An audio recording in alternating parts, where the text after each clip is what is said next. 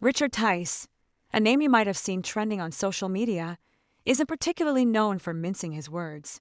So when he rose in the House of Commons, eyebrows were already arched in anticipation.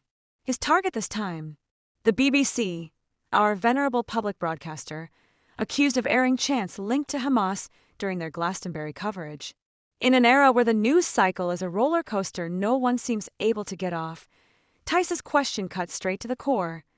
Has the BBC crossed a line from impartiality into irresponsibility? Imagine you're just starting your day, the kettle is boiling, and you're idly scrolling the headlines. Suddenly, there it is, the BBC, caught in a fresh storm, accused of broadcasting content that many believe shouldn't see the light of day. It sounds like satire, but in 2025, it's just another Tuesday. Tice's point was simple.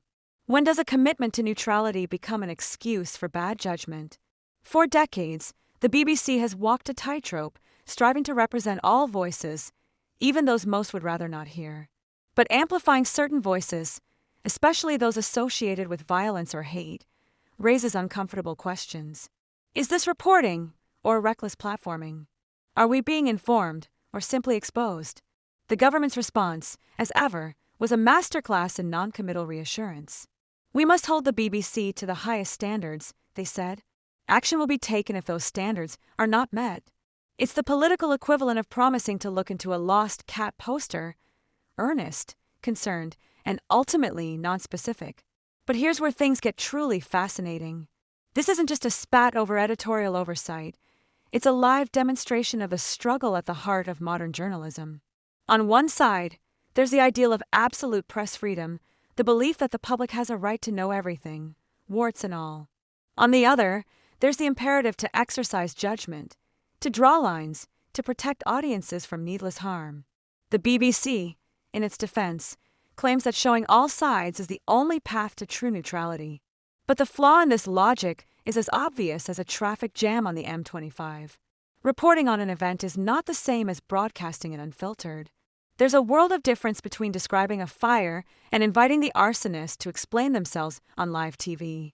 Labour, caught in the crossfire, tried to defend the principles of public service broadcasting while sidestepping the uncomfortable realities of what was aired. It's a balancing act few politicians envy, defend media freedom, but don't appear to condone the indefensible. Here's the uncomfortable truth. Both sides have a point.